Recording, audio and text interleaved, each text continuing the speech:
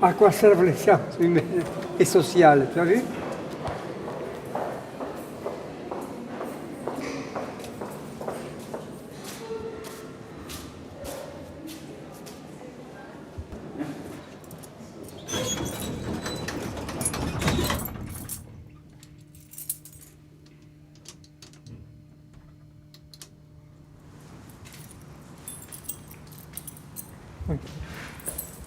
Ici. Voilà.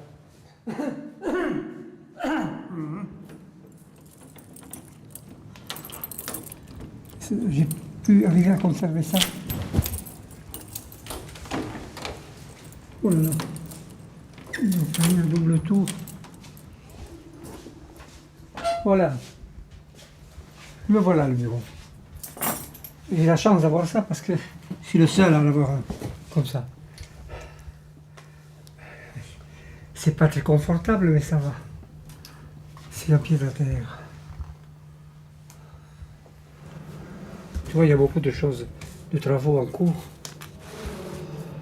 Mais je sais pas ce que c'est. Trop. Bon. Il y a même l'enveloppe de mes obsèques là. Et la prestation de la poste pour les obsèques. Voilà. Il faut y penser maintenant. C'est le moment. Bon, il faut bouger.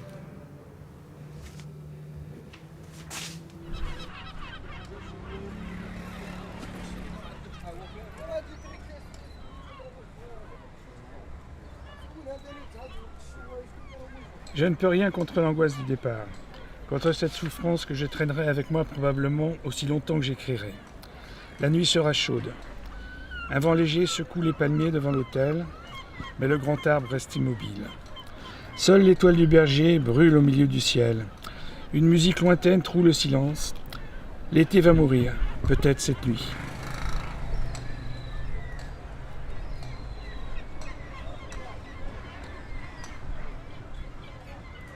Mais je voudrais qu'il s'éternise. Qu'importe les livres si rien ne peut empêcher la mort de l'été. Mes étés sont comptés déjà. Tout ce qui me le rappelle, tous ces signes accroissent ma douleur.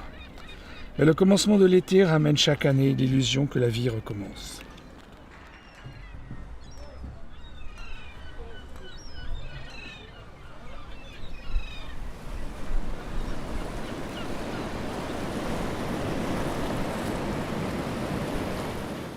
Je m'appelle Patrick Bouma. Je suis professeur émérite à l'Université de Bretagne occidentale, département de philosophie, et ma spécialité c'est l'anthropologie de l'éducation. J'ai connu Georges Apassad il y a longtemps, en 1972, quand je suis arrivé pour préparer une thèse à Paris 8. C'est lui qui m'a accueilli et qui m'a aiguillé vers les sciences de l'éducation.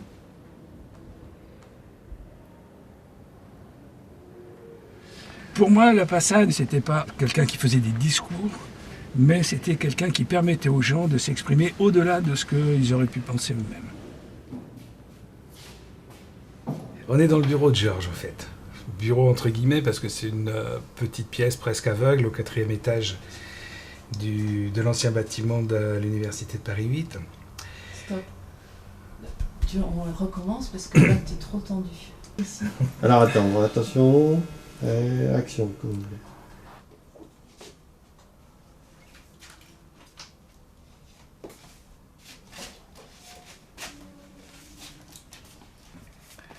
Alors évidemment, il y a des gens qui pensent ou qui connaissent Georges comme en tant que un des fondateurs de la pédagogie institutionnelle, donc toujours un pédagogue.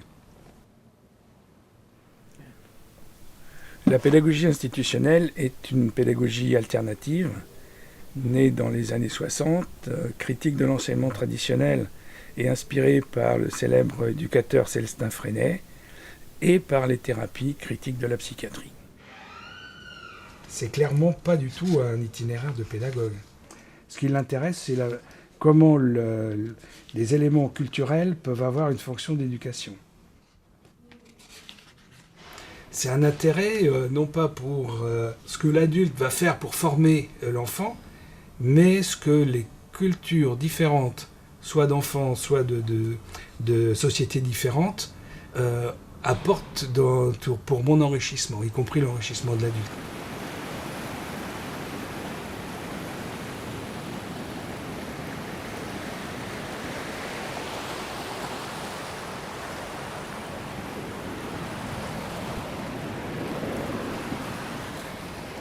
Georges, c'est à la fois un inventeur et un perturbateur.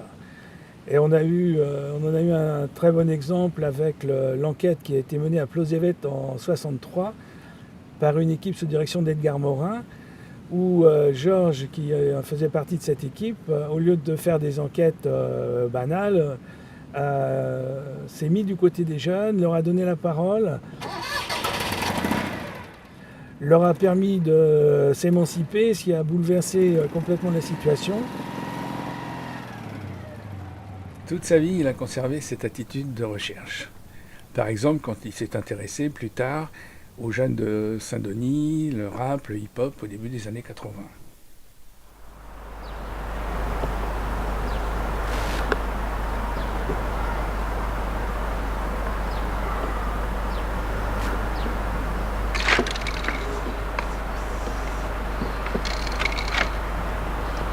Aïe, aïe, aïe. Ça coule. Il s'agissait de dire au public qu'on considérait que cet art-là, qu'on a ressuscité un peu aujourd'hui, n'était pas pur vandalisme, mais c'était un mode d'expression d'une communauté, d'une population jeune, de jeunes qu'on marginalise trop facilement, qui sont les jeunes issus de l'immigration, tout simplement. Donc le fait de faire de l'art hip-hop et du rap aussi, puis ça y est associé dans l'université, pour le peu qu'on a pu en faire, c'était une légitimation, non pas du tout une récupération, mais c'était une légitimation qui, je crois, était tout à fait positive.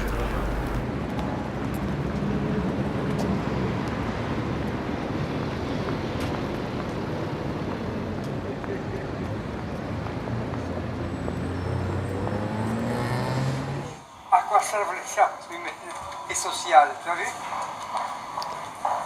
J'étais pas inscrit à Saint-Denis, j'étais inscrit dans une autre université.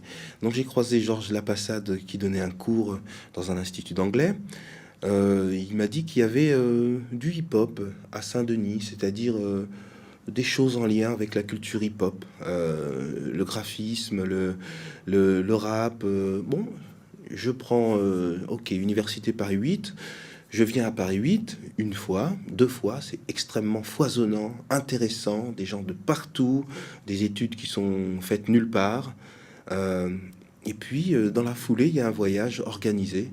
Je suis là, il me propose de venir. Est-ce que tu es libre à telle date? Je dis oui.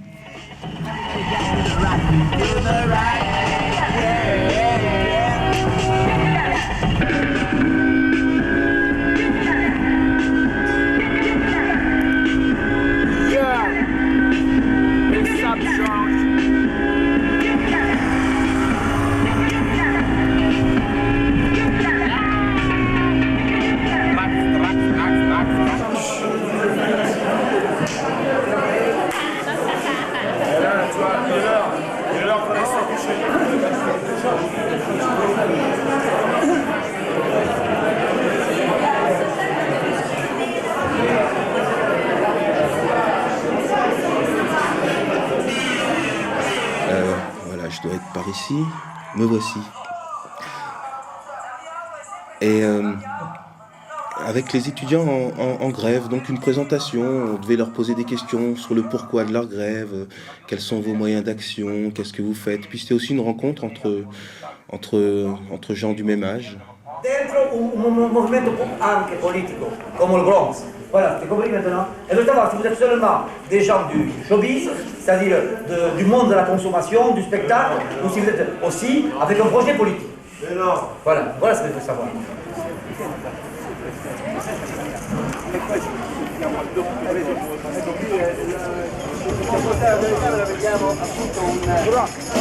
Rompi, Filippi, Voloppi, saloperie. Les commerçants l'ont bien compris, ce monde est caca, pipi, caca, capitaliste, plutôt que prix, putain du bénéfice. Et Georges, témoin, occasionnel, il vient mettre de l'huile sur le feu, quelquefois, pour voir les réactions. Quand il commence à y avoir une sorte de calme, lancer un sujet quelconque ou polémique. Claude, t'es pas venu là pour faire des tags, t'es venu là pour faire du rap. Tu entends, Claude? Oui, oui. T'es pas venu pour faire des tags. On m'a dit ça. Oh mais c'est rien, tu vois, ça va ensemble. Ah, qu'est-ce que tu dis? Ça va ensemble. Un S, un O, un L, 2 A et un R. Ah, tu vois, Banga n'est pas content, hein. Banga, même les Disney font des tags partout, même les Disney, tu entends? Mais putain, mais... J'ai les preuves. Ah oui, ah oui. Ouais, j'ai les preuves ici, Banga. Banga, c'est la police, hein. Banga, il n'est pas content avec les tags. Non. Il est contre les tags. Mais bon, de la confrontation naît quelque chose. Et, je crois que c'était ça, hein. C'était ça sa méthode. C'est-à-dire, le temps est pas extensible, on peut pas l'accélérer, donc on va créer des situations. Et puis il disparaît très vite. Hein. Il vient et il disparaît et il laisse vivre la chose. Les repères qu'il nous mettait nous permettaient de voir la vie comme une espèce de lutte. Voilà, comme une espèce de lutte pour une méthode de lutte, quoi. Voilà, il te dit, bon, sans te le dire, il te dit, s'il y a des choses qui roulent pas, il y a des moyens d'action. 1, 2, 3, yeah, Banga, it's the graffiti artist in that place. Now you have to know that we just fucking split. Hear you sing and joining in the Freestyle. Mais ça, je vois dans mes yeux quand même que je suis beaucoup plus fâché que maintenant. Now you know all his names. On that place with the microphone. Me, my friend, my bossy, my crew. La société française avait du mal à voir arriver cette génération qu'on était, qui, tant qu'elle restait dans ses quartiers, tant qu'elle était à l'école primaire, le collège, qu'elle n'était pas encore confrontée au monde du travail, n'existait pas. Et puis dans la façon dont on existait, il y avait différents modes. Et entre autres, la culture hip-hop a été un des révélateurs de notre existence. Et à partir de ce moment-là, les gens, au lieu de se poser la question de quelle génération arrivait, ils se sont posé la question de quoi ils parlent.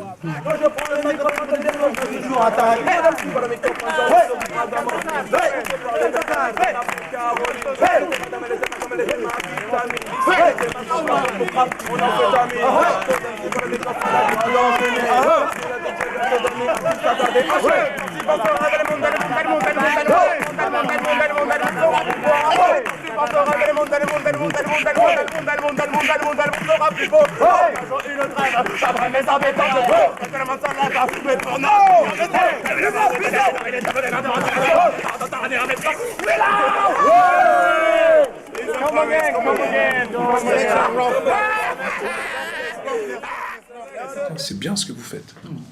Et la première personne qui m'a dit ça, dans le registre institutionnel, c'est Georges Lapassade.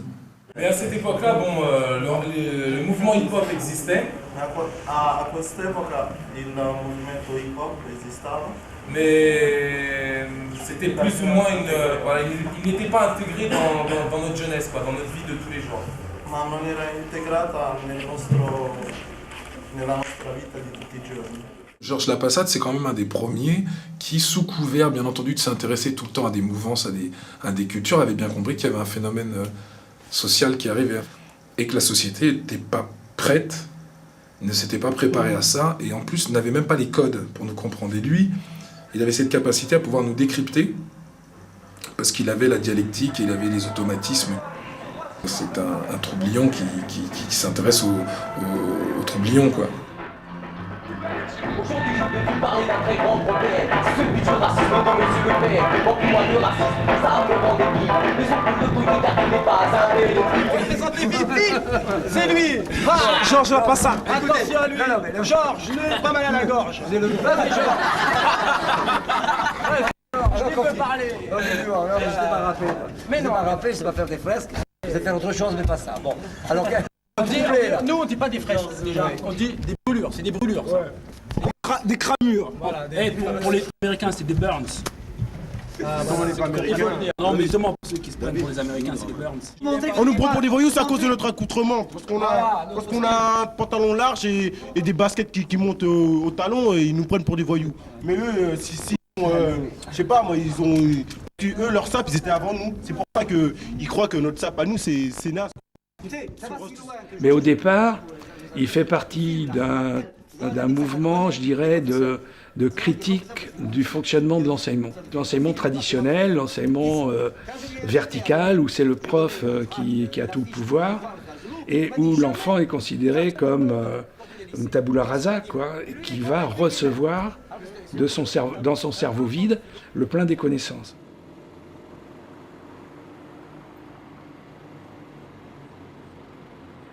On construit soi-même l'avenir et les contenus de connaissances, les deux sont liés, quoi. Au départ, c'est bien éducation et politique dans la même logique.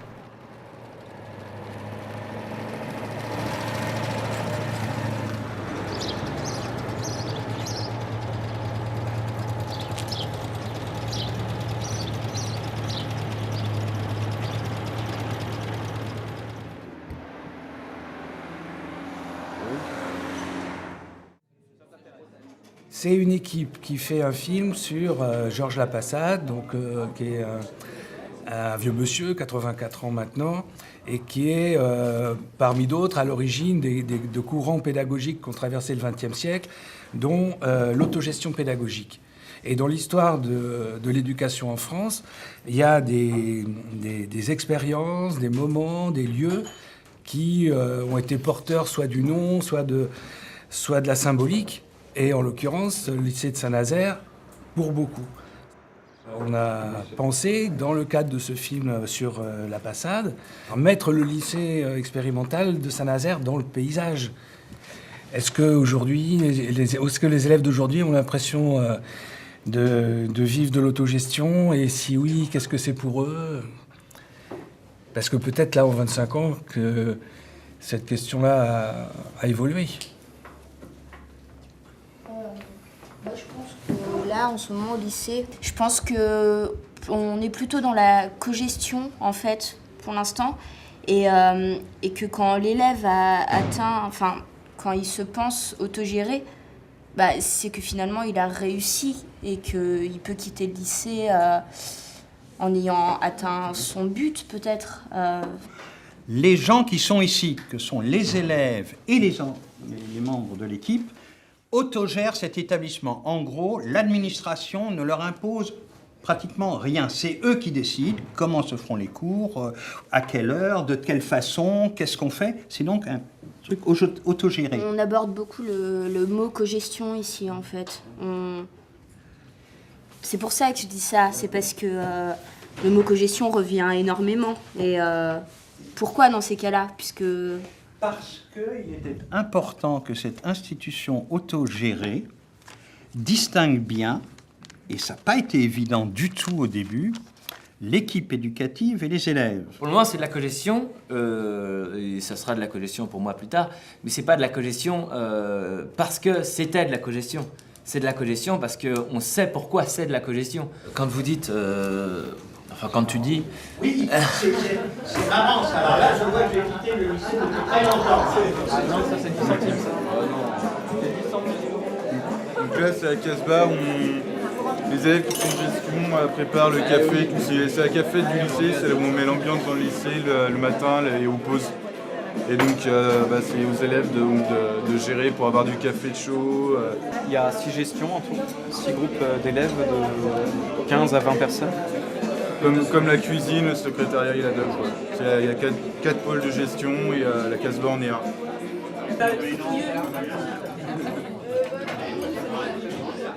L'autogestion met l'accent sur l'indépendance vis-à-vis des hiérarchies et des autorités. C'est donc une option politique. Alors que la cogestion désigne un mode d'organisation des groupes fondés sur la négociation entre leurs membres, Dans le cas du lycée expérimental de Saint-Nazaire, c'est un choix plutôt pédagogique.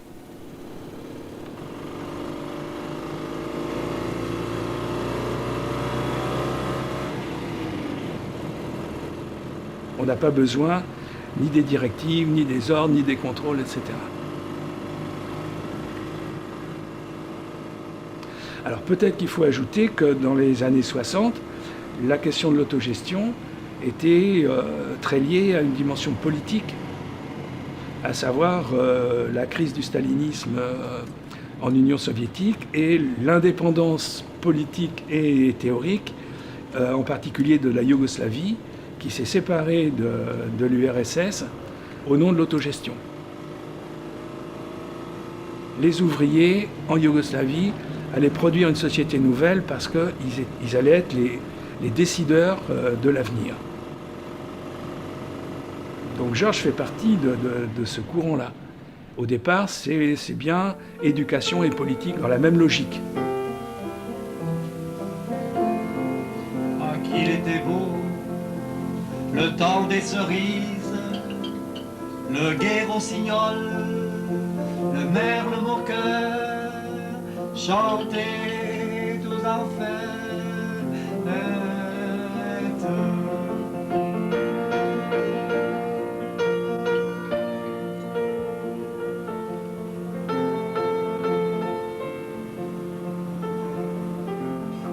Il y a eu d'abord les barricades et des blessés dans les barricades. Mais 68, c'est pas seulement l'occupation de la Sorbonne, c'est beaucoup de choses. C'est un mouvement mondial déjà. C'est l'Allemagne, c'est Berkeley, les Américains, c'est un changement de société, c'est c'est très large comme mouvement. La libération sexuelle, la libération de la pédagogie, la crise de la famille, ce que le monde a appelé la nuit de la liberté, c'est-à-dire la nuit du 13 mai, au retour de la grande manifestation intersyndicale. J'étais à la Sorbonne. J'occupais même. On a descendu un piano d'un des étages de la Sorbonne, d'une salle de musique, et il y est resté pendant un mois. Il a dû crever d'ailleurs sous la pluie. Mais il a servi de symbole.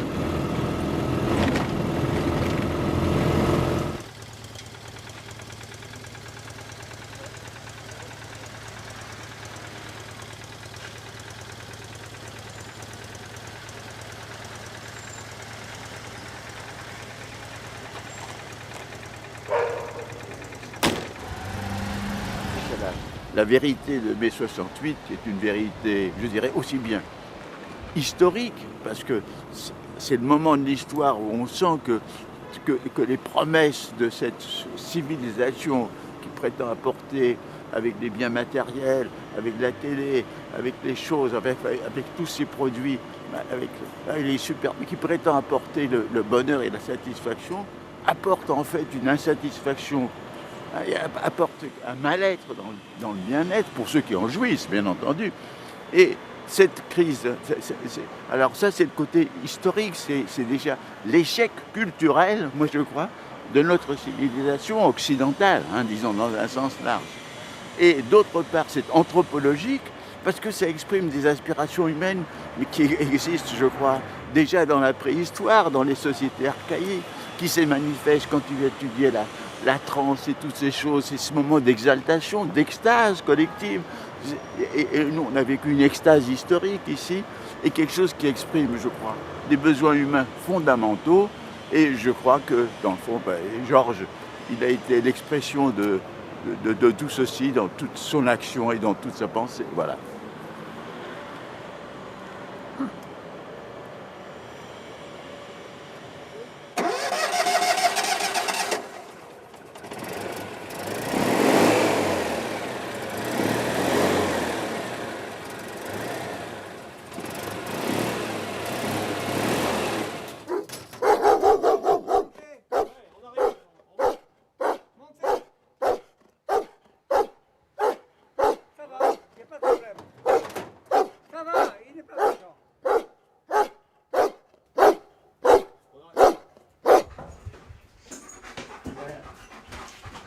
Bon, allez, voilà.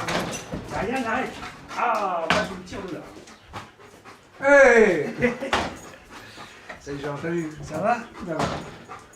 J'aime ça. Ouais, d'accord. Assez, ça y est. Donc, on en était où? On est venu d'abord aujourd'hui, là, nous sommes là, pour préparer un film, qui a commencé d'ailleurs, pour continuer le film. Alors.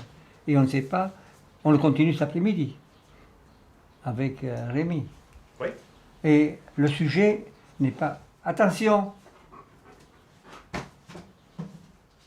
Mais le sujet n'est pas préétabli.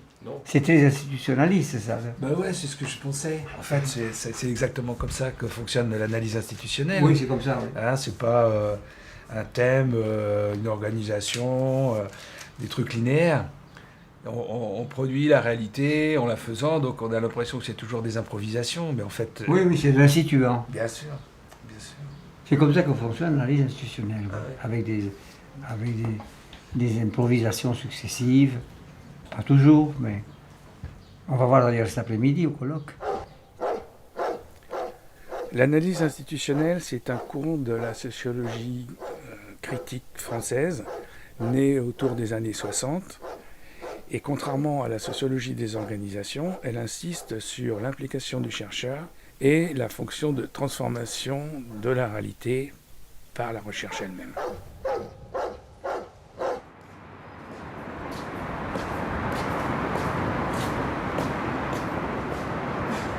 Voilà. L'analyse institutionnelle est née à partir de la dynamique de groupe fondée par Kurt Lewin et dont une dimension essentielle est la recherche-action. C'est-à-dire, on connaît un groupe en l'organisant et une organisation sociale en la transformant, en essayant de la transformer.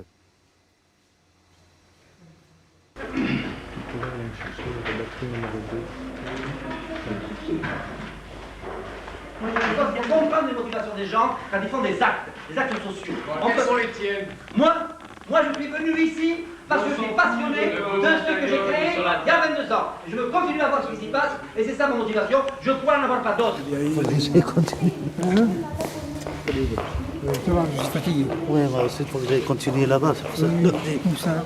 Ben, on est encore en colloque, là. On rentre au colloque, oui. Je termine. Oui, je suis en train de raconter comment j'ai rencontré l'analyse institutionnelle. Tant que les gens résisteront, comme ils résistent éperdument ici, à auto-analyser collectivement leur implication dans ce mouvement institutionnel et leur pratique dans les émotions, dans les rapports, etc., dans tout ce que nous vivons ici, on ne pourra pas parler d'analyse institutionnelle. Mon impression, quand j'ai rencontré l'analyse institutionnelle, pour moi, c'est comme si la sociologie commençait à avoir de la vie. Il y a un énorme tabou à ne jamais parler des rapports humains dans le groupe. Jamais. Si on n'a pas arrivé à faire la révolution, au moins on est arrivé à faire bouger les institutions, non? Et bouger la pensée, une pensée fixée. Ça veut dire que ça a injecté de la nouvelle énergie dans la pensée sociologique, dans la pensée sociale. Sa parole, même si elle est fiévreuse, si elle crie, etc., elle est analysée, ça j'en suis convaincu. Et que la plupart des gens, non seulement ne sont pas à l'analyse, mais sont contre. Je dis bien contre. Parce que c'est la névrose qui est en cours. Encore. C'est ça, voilà. C'est ça que j'appelle la névrose. L'analyse institutionnelle, pas d'analyse. Il n'y a pas, je pense toi-même, toi avec ton corps. S'ils sentent qu'il y a quelque chose qui peut les déranger, donc il y a quelque chose à analyser là-dedans. Il y avait un étudiant, on lui avait dit, dans un colloque comme ça, mais la passade, il fout la merde. Il avait dit non. Il ne faut pas la merde. La merde, elle est déjà là. Il la remue. Il remue la merde. Elle est déjà là. Après Alain, il y a moi, puis toi, Marc, toi et après Eddie. Bon, on va là-bas. Oui, on va là-bas. Tu vas m'aider à me lever. Voilà, tu te bien comme il faut. C'est bon, tu peux marcher comme ça. Alors, on va rentrer là. Oui.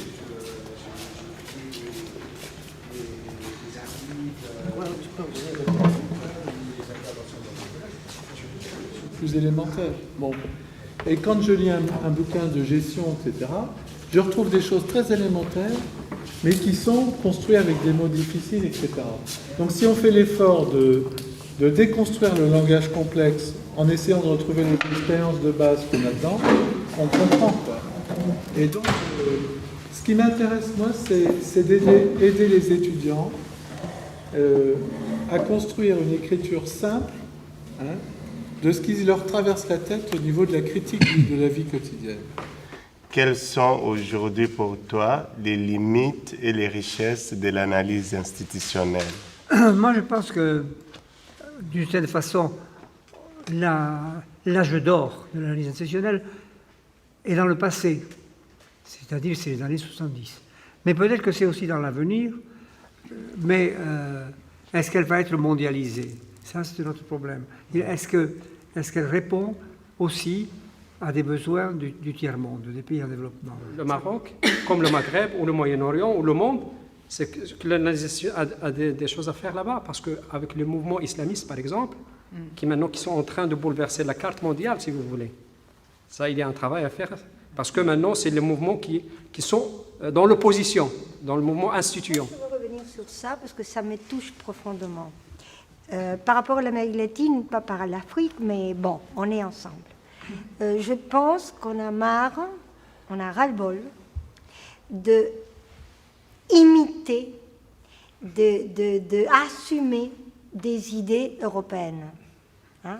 Il faut justement prendre ce qui nous arrange, ce qui va bien avec nous, et il faut réélaborer à partir des thèses de l'analyse institutionnelle une analyse pratique et théorique, autogestionnaire, impliquée, moi je dirais transversale, mais dans la réalité qui est la nôtre.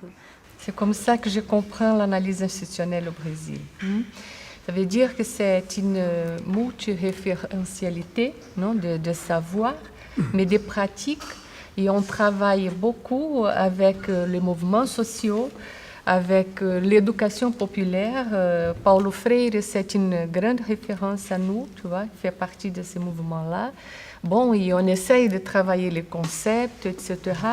Et évidemment, les apports de l'analyse institutionnelle française, elle est très importante, évidemment. Mais il y a quand même d'autres approches. Ils sont à la recherche des concepts, des pratiques, comment changer les institutions, comment traiter notre avenir. Franco n'était pas encore mort et j'ai bien connu toute l'histoire et l'influence de Georges Lapassade. Je me souviens parfaitement, avec les bouquins, avec les livres photocopiés, mais avec une couverture différente à l'original. On mettait les photocopies des apportations de Lapassade, de l'analyse institutionnelle, comme si c'était des bijoux sacrés pour nous.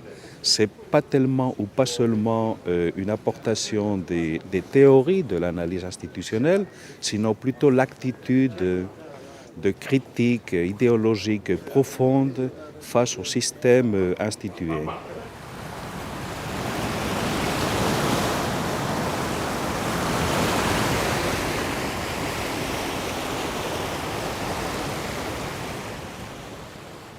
Le fil rouge des recherches de Georges Lapassade, c'est la notion de crise.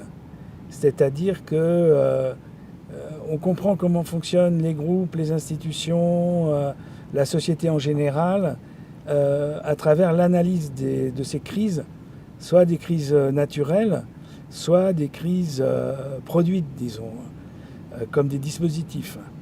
Et cette centration sur les crises, qui va durer jusqu'aux années 85 à peu près,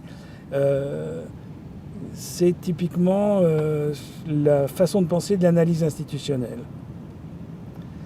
Au contraire, à partir des années 85, Georges va comprendre que la crise n'est pas tout pour comprendre une situation sociale, et il va s'intéresser aux routines.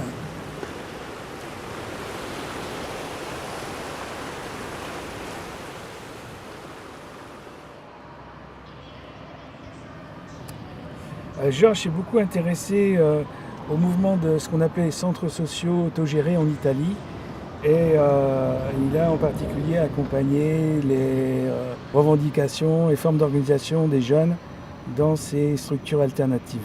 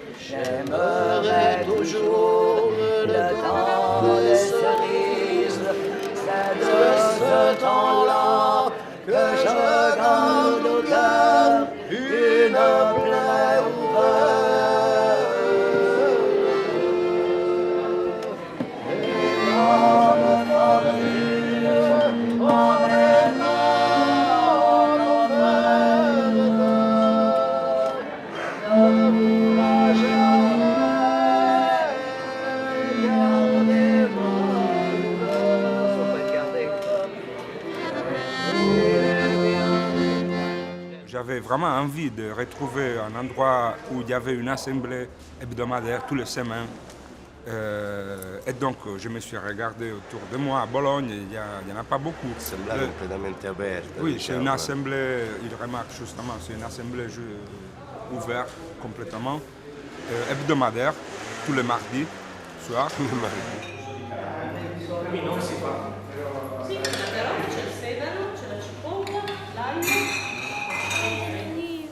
Vuoi un'oliva? Grazie. Le manine molto ben sozze, perfetto, vai. C'è più di pomodori che di carne o il contrario? Sicuramente la carne è una parte esigua perché poi molto tirato. il bolognese è molto tirato, infatti ci si mette molta salsa che però poi si ritira e quindi... e poi ci va il vino chiaramente. Donc tu peux proposer, tu peux trouver des gens qui vont s'impliquer dans ton projet, ou sinon tu peux auto-organiser vraiment ton projet dans l'espace. Naturellement, l'Assemblée évalue la situation, si c'est un projet intéressant pour les idées, les lignes de développement du centre social, du squat, mais en général c'est très ouvert. Facendo questi lavori viene una gran forza, dei gran muscoli, quando arrivano i fascisti li prendiamo a mattarellate. Sì. Ci troveranno pronti, sempre. Par contre, Georges, avec le livre, à partir du livre Groupe, Organisation, Institution, il s'est posé les problèmes de l'analyse institutionnelle, si tu veux, les problèmes de la pratique opérationnelle, de comment se relationner, de la lutte entre l'institut et l'institué, la lutte permanente. Et donc il y a une operatività. La vita è un pacco che dice sempre la mia coscienza. Sì. Altro che porca Dio, porca Dio sa chi è? Dio Bancomat, of course. Georges, il improvise, il fait vraiment l'improvisation collective. Oui. Il déclenche les problématiques du lieu. È una giornata oggi che non so perché. Che cos'è? Mio padre. Deve essere molto triste per voi che avete visto. No, siccome io sono abituato a fare dei mestieri di ordine, cioè serviva non l'autogestione, serviva la gestione regolarizzata. No? E Georges, tramite i suoi studi, soprattutto le sue ricerche antropologiche, ci poteva aiutare in questo passaggio qua, a capire i nuovi fenomeni che si stavano aprendo nella società fra i giovani. E quindi abbiamo iniziato tutto questo percorso che riguardava per esempio i rave, no? e la musica techno, legata un attimo a quelle che erano delle riunioni ancestrali, chiamavano così, delle riunioni primitive, no? Abbiamo fatto anche delle serate di sperimentazione rispetto alla trance, cioè nel senso ci siamo fatti aiutare da dei ricercatori e avevamo, l'esperimento era, c'erano 20 sostanze che poteva essere estasi o no, e dopo 4 ore circa noi dovevamo compilare un questionario in cui dicevamo che cos'è che secondo noi dall'esperienza che avevamo fatto avevamo sentito maggiormente, no?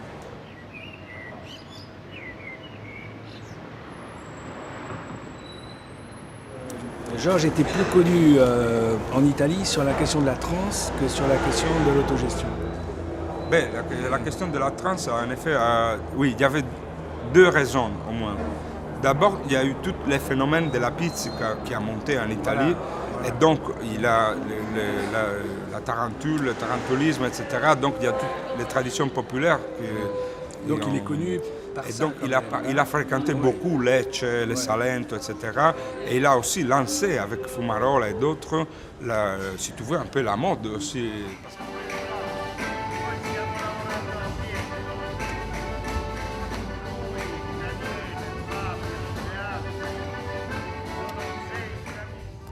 Et comme il le dit, Georges Lapassade est venu en 81 travailler sur les états modifiés de conscience à partir des phénomènes de transe dans les pouilles, sur les pratiques de la tarentelle, du type de danse des pouilles qui s'appelle la pizzica, auquel Georges a beaucoup contribué par les travaux justement sur la transe.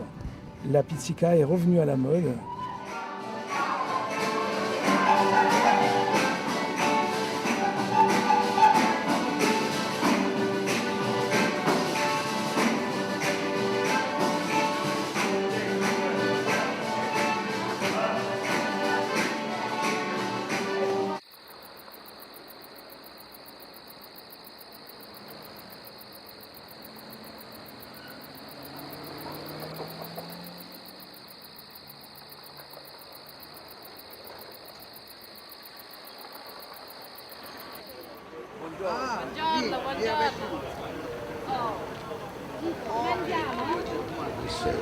L'université, je connais Georges, je l'ai connu dans le 1981. C'est la première fois qu'il est arrivé à Lecce pour faire un travail sur le tarantisme.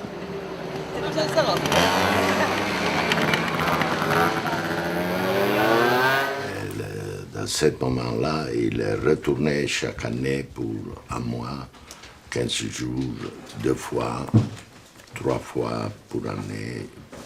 Il est retourné constamment.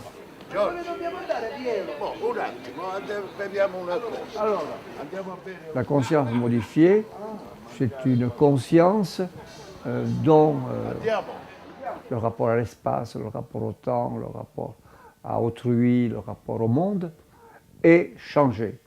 Nous qui dialoguons en ce moment, nous ne sommes pas dans un état de transe ou dans un état de sommeil ou dans un état d'auto-hypnose ou je ne sais pas quoi. Peut-être qu'il y a quelque chose, mais on est plutôt, disons-nous, dans un état courant, ordinaire de conscience.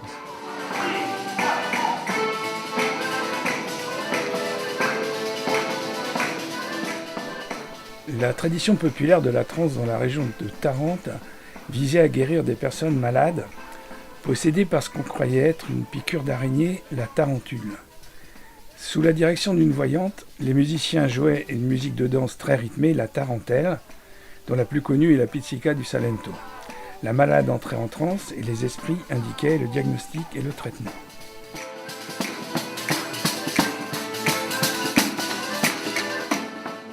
Aujourd'hui, les groupes de folk et techno ont remis à la mode la musique de pizzica.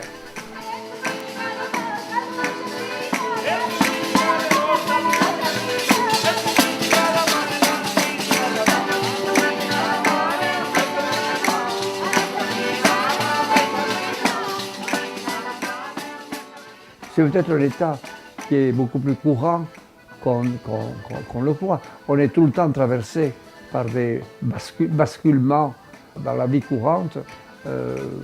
On décroche, qui a des degrés. Ça, c'est une conscience légèrement modifiée, tandis qu'un état de transe de possession, dans un rite de possession où les médiums sont censés incarner des esprits ou même prêter leur bouche, leur voix à des esprits, ceux-là sont théoriquement, s'ils ne font pas de la comédie, ce qui arrive quelquefois, mais sont dans un état beaucoup plus accentué de modification de la conscience. Ça pourrait apporter au moins un peu de modestie sur l'égocentrisme occidental.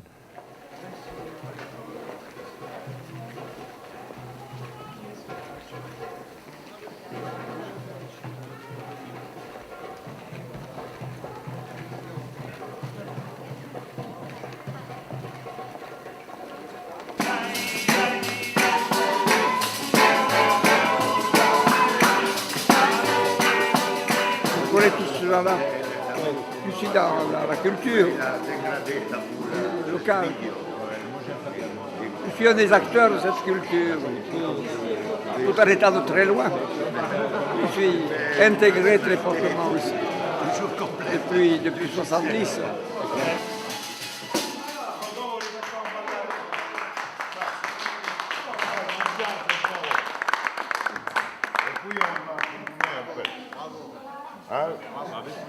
La passade aussi, nous avons renversé complètement l'histoire. On a commencé à produire un sens de la communauté locale qui ne demande plus. Nous sommes les Sud misérables, vous devez apporter les usines, l'argent, l'économie, tout ça. C'est fini, je m'en fous de l'économie, je ne vais pas travailler, je vais écouter la musique, c'est fini.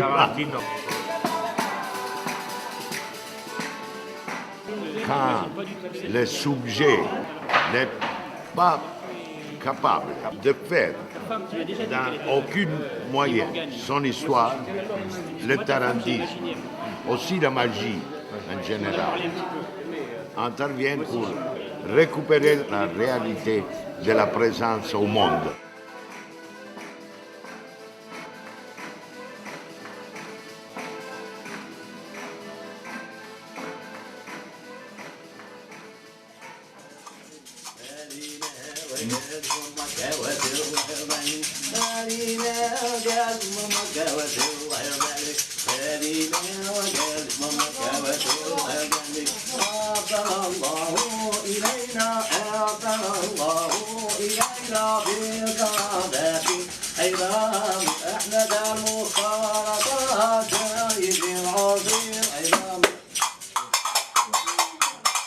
Alors, les gnawa, ça commence comme ça.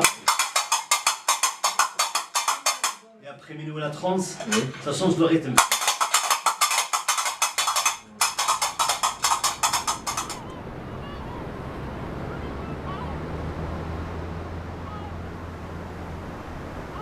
Georges, elle était commandée Rouhani. Oui, Rouhani. Elle fait la trance avec Ahmed Shah. Et Georges aussi, elle s'amuse في le monde. منا نمشيو منا على اليمين هيا منا وي على اليسار كاين الخضاره على الخضاره واه الخضاره كاين واحد درت تما على اليمين ضمن زاويه حماد شاه زاويه حسين كون واه غادي انا كازميتو معروفه شكرا الله إلينا أعطانا الله إلينا بالقادة أيضا أحمد المخالطات جايب العظيم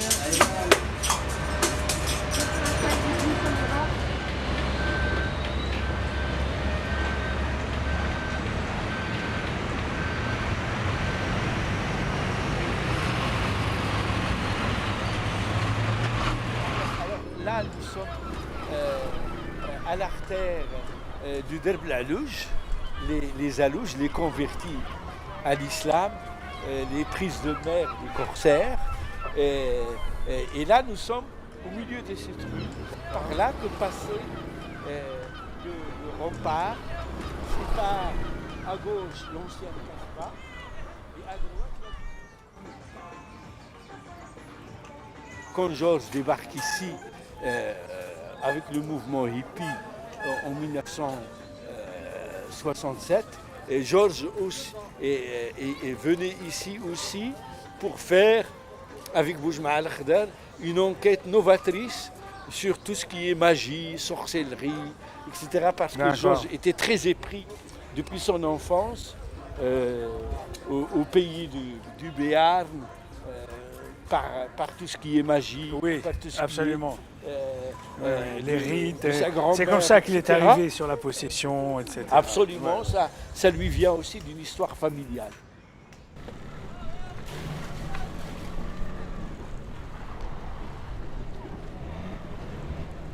Il nous épuise. Parce qu'il n'arrête pas de travailler de 9h du matin jusqu'à minuit. Quel que soit votre âge, vous ne pouvez rien. Lui, on dirait que l'état de transe dans lequel il se trouve en écrivant un sujet, et je répète, pour qu'il puisse écrire si densément, il ne peut le faire que par une obsession.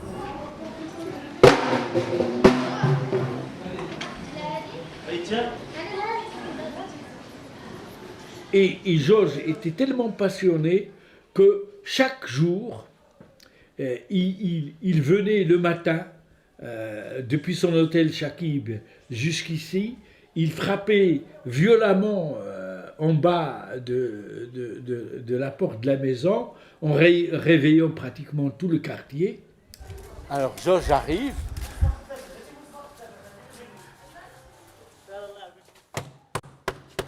Abdelkader, réveille-toi! Et je vais là-bas, je vais à la fenêtre, puisqu'il me réveille.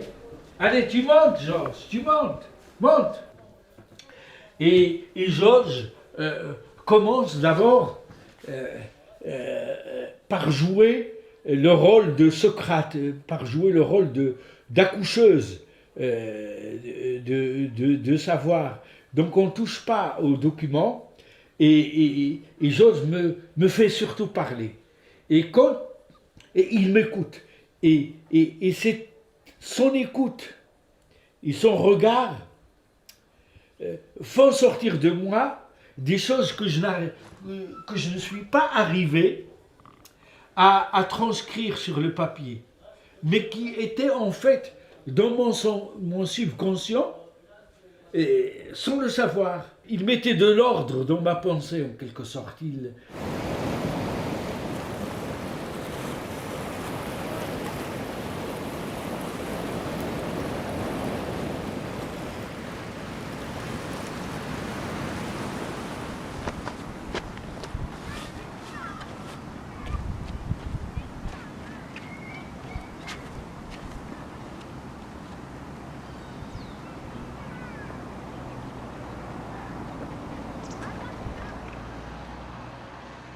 Il a eu toujours cette même démarche de partager la vie des gens, de leur donner la parole, en gros de prendre leur point de vue.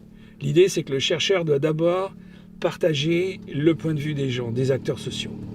Et seulement après, en faire la théorie, en faire l'analyse, etc. Ce qui était complètement à contre-courant jusqu'aux années 70, on va dire.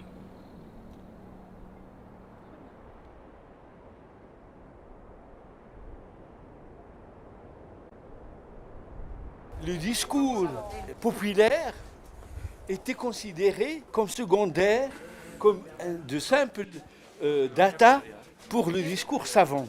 Georges va dire non. Il va faire avec l'ethnométhodologie la révolution suivante. Le discours populaire est porteur en lui-même d'un sens.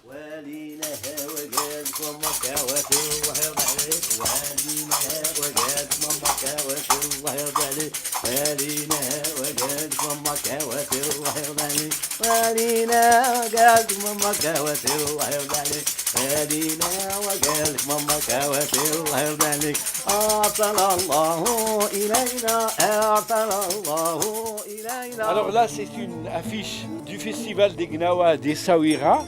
C'est parce que Georges Lapassade avait fait une publicité considérable au Gnawa par des centaines d'articles dans des revues spécialisées, mais une vulgarisation dans des journaux et des articles qu'elle a à voir avec le jazz, qu'il a à voir avec le reggae, qu'il a à voir avec le vaudou.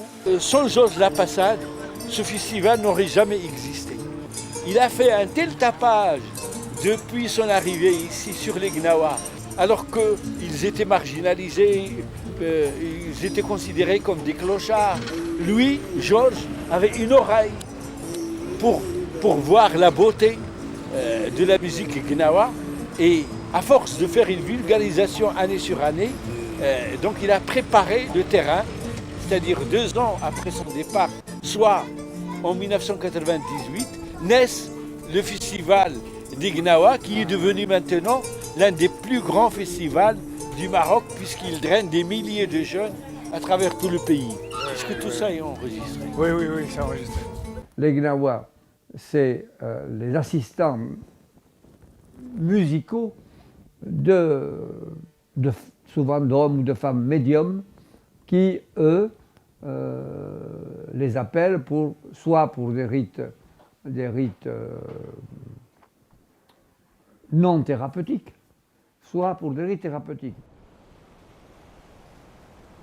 Les Gnawa ne sont que les assistants, les organisateurs du culte, de la médium qui dirigent la danse des possédés. Les musiciens, dans les rites de possession, sont les collaborateurs des prêtres, des prêtresses du vaudou ou des Gnawa. Il voulait mettre les pieds là où c'est interdit pour quelqu'un comme lui. Et ça, c'était un problème permanent pour lui. Comment accéder à des confréries religieuses. Il fallait attendre presque la fin de son séjour à Essaouira, l'année de son départ, pratiquement 1996, pour qu'enfin il puisse accéder au fond de ces confréries, de cette religion des femmes en fait, et d'interviewer quelques voyantes médiumniques. Le sens véritable de cette religion, c'est que c'est une religion des femmes, que ce soit les Hamacha ou que ce soit les Gnawa. Or, ce qui apparaît spectaculairement au devant, ce sont les hommes, les musiciens qui font du tapage. Mais Georges le dit, il le répète, attention, il ne faut pas qu'il vous trompe. Ce n'est pas les hommes ils sont que des instruments pour les femmes, pour un rituel féminin, de fécondité, de ceci, de cela, pour une religion des femmes.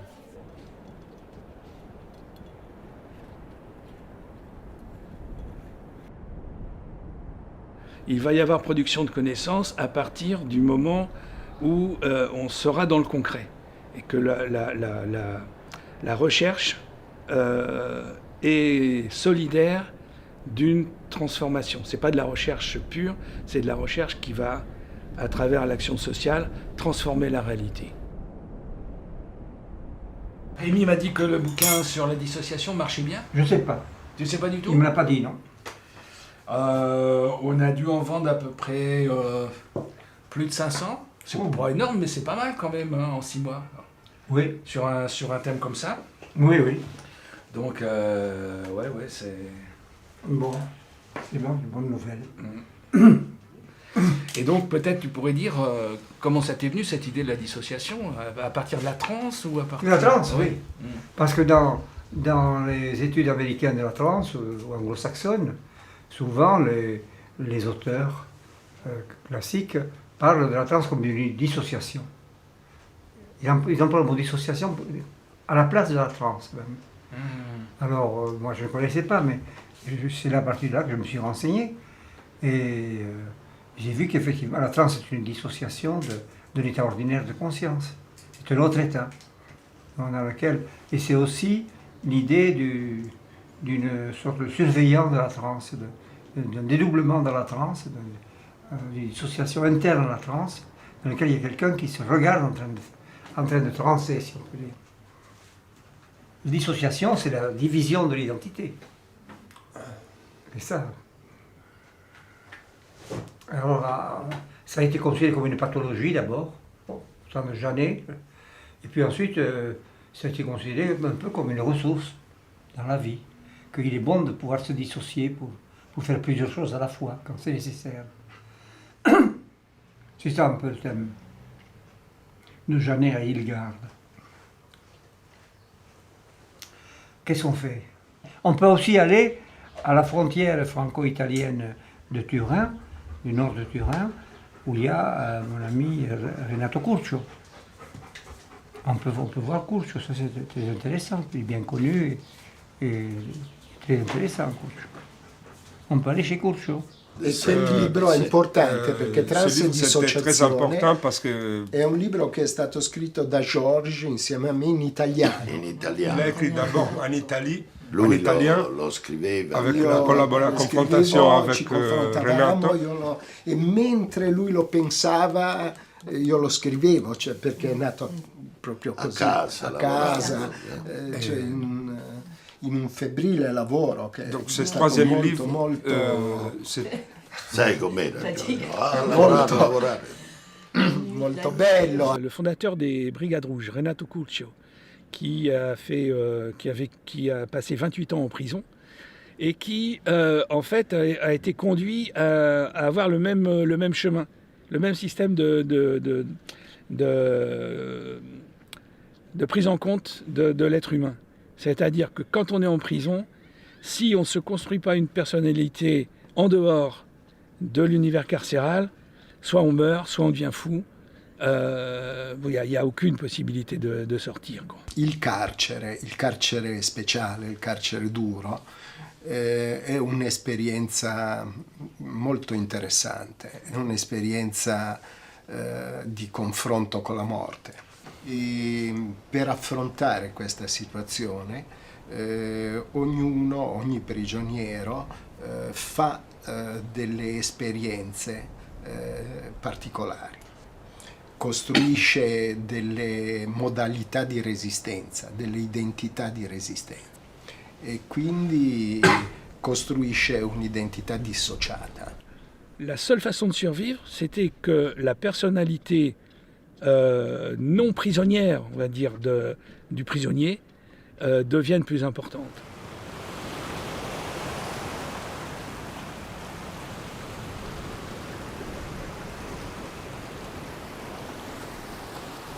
Chi siamo, no? Allora in questo quadro a me veniva da dire non so, io sono molte cose perché in ciascun momento dell'esperienza che ho vissuto ho costruito insieme, diciamo, un'identità et un processo dissociativo che sono diversi.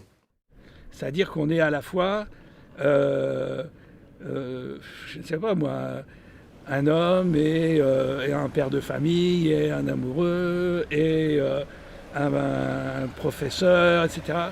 Et ça, c'est quelque chose d'assez extraordinaire, parce que tout ce qu'on a appris depuis Freud, en gros, c'est que la vie de l'être humain, c'est la construction, la montée vers une identité de plus en plus cohérente et de plus en plus fixe, on va dire. La personne est multiple. Vouloir la réduire à une seule, c'est une erreur, et qu'en plus c'est une erreur qui n'est pas innocente, parce qu'elle est toujours au profit de la répression et de la norme. Anzi, direi di più, che il tentativo che poi è evidente nelle autobiografie, insomma, di costruire una continuità è il tentativo di nascondere proprio questa complessità. È un processo, diciamo, di riduzione, di costruzione di un mito che è il mito dell'identità. È il mito del self. È il mito del self. Georges a insisté là-dessus, sur le fait que parmi les diverses personnalités de l'enfant, il y en a une qui est complètement privilégiée par l'institution, qui est la personnalité de l'élève, de celui qui apprend, et ça va donc réduire la personnalité des gens à la situation d'apprentissage, de soumission, etc. On ne devient bon élève qu'en renonçant à toutes ces autres potentialités. Je dirais ça de manière un peu provocatrice. C'est extrêmement dangereux pour l'ordre social. Et comme Georges, justement, n'avait pas un amour extraordinaire, c'est le moins qu'on puisse dire, pour l'ordre social, il se trouve que l'analyse psychologique et l'analyse politique se rejoignent dans cette idée que la dissociation est le mode de fonctionnement ordinaire des gens. Il y a tout un éventail de types de dissociation qui permettent de voir si la dissociation est une forme de réponse à l'institution, de fuite ailleurs, d'alternative. Et ça fait des choses différentes au niveau après de la création des gens, de l'artiste ou pas, du délinquant ou pas, etc. quoi. Per un verso la dissociazione, su questo convenivamo tutti, appariva come un'esperienza ordinaria. Per un altro appariva anche come una possibile risorsa, ma anche come un pericolo.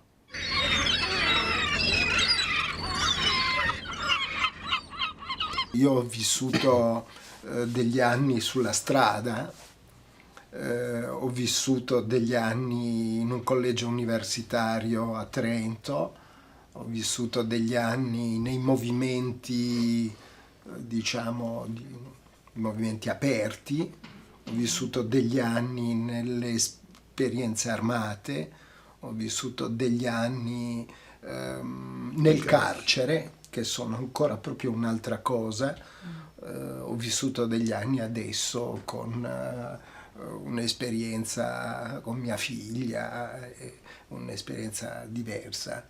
E ora sto facendo un'altra esperienza mia di ricerca e anche di vita proprio. Allora, qual è il filo che lega tutto ciò?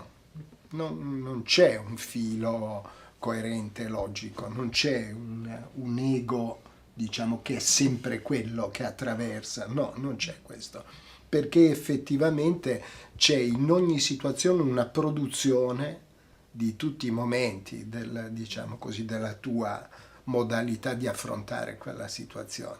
È una plasticità estremamente importante da cogliere, perché finché resta aperta la prospettiva che Georges diceva dell'incompiutezza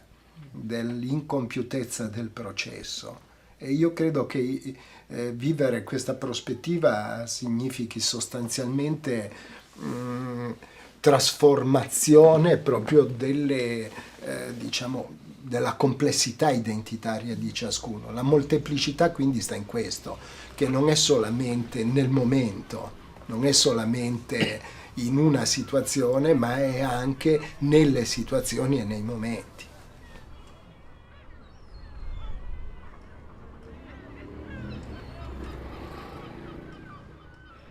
J'aimerais toujours le temps des cerises, c'est de ce temps-là que je garde au cœur une plaie ouverte.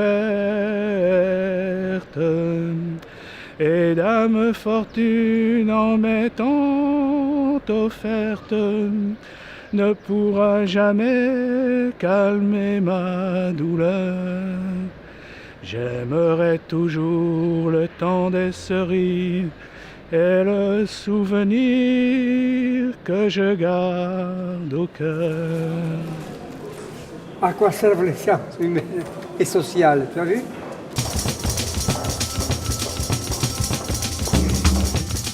Une des questions que je veux récupérer de Georges Lapassade, c'est la possibilité de penser. C'est quelque chose de très simple mais très compliqué à la fois. Si tu me demandes qu'est-ce que Georges pourrait transmettre aux jeunes, ça serait précisément ça. La capacité la possibilité de penser à chaque moment et à chaque situation.